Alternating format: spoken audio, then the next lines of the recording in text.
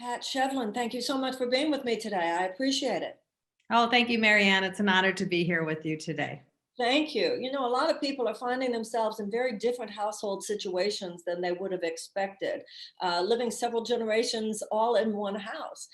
This is relatively new in the United States. Maybe hundreds of years ago, people came to expect it, but people now are finding themselves, because of economic pressures and so forth, having to live several generations in one house.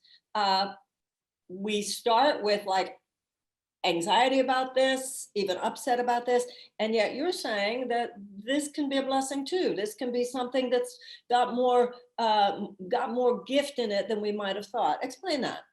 Well, I didn't think that when we first started. Honestly, it was quite the change for all of us. But I live in a home with four generations. Oh I have wow. my 96-year-old mom, my husband and I, my son and his wife. They're the ones that actually purchased the home, and they wanted to have this multi-generational gathering of all of us in the house. And then a few years after that, they had a baby. And so I have a 21-month-old granddaughter who lives in the same house.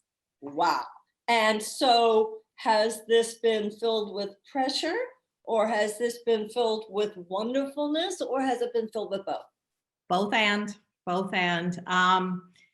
Really, when we first started and coming in together, it's understanding who each other are, each person's individual personalities, and how do we mesh all that together. I knew my son, I know my husband. My mom, has changed with her aging, but I didn't know my daughter-in-law very well. So it was really trying to understand and um, take in all the different personalities and the different ways people deal with emotions. So that was a really big deal, especially in the first couple of years. So is that what somebody needs to do? Make sure they take the time to really listen to and come to understand, come to know other people in the house that maybe they prejudged or they had ignored, to really get to know and understand the other people who are living in the house with you?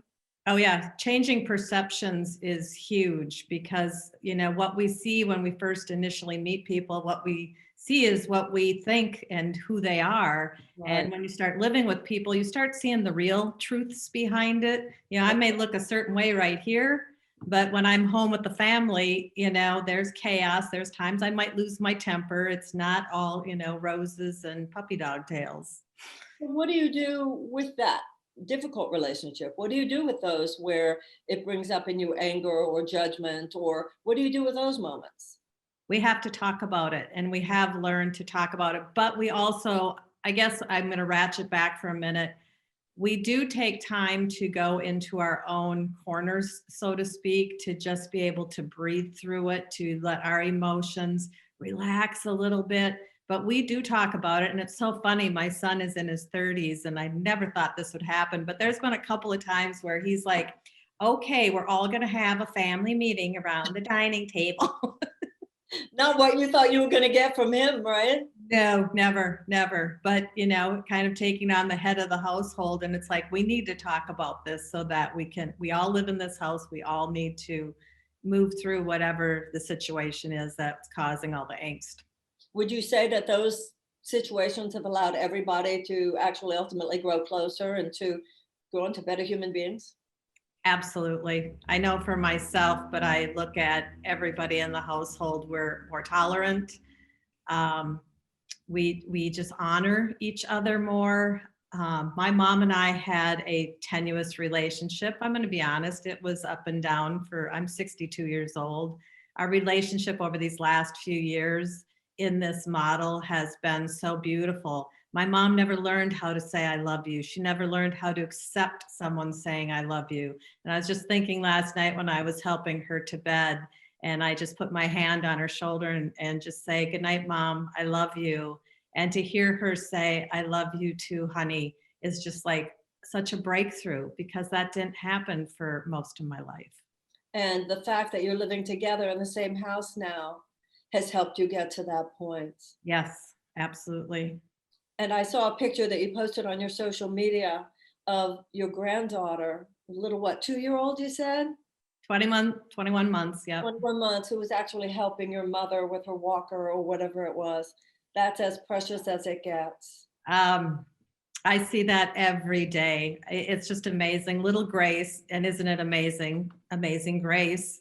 That's what she was named. But she goes in, and from the time that she could crawl, she would crawl into my mom's space, which is a mother-in-law suite, and go visit her, and we'd put her on the bed.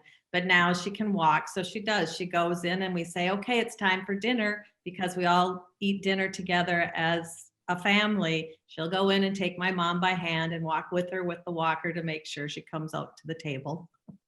Well, Pat Shevlin, what you have described in your book and here today are ways in which the multi-generational family living in one house can actually bring forth experiences that are more precious than any we could have living on our own, that this isn't something to fear, that it's something to embrace, and that there's a frontier of joy there and love there unlike any other. Thank you so much for bringing that to the world, and thank you so much for telling me about it. Thank you so much, Marianne. I appreciate it.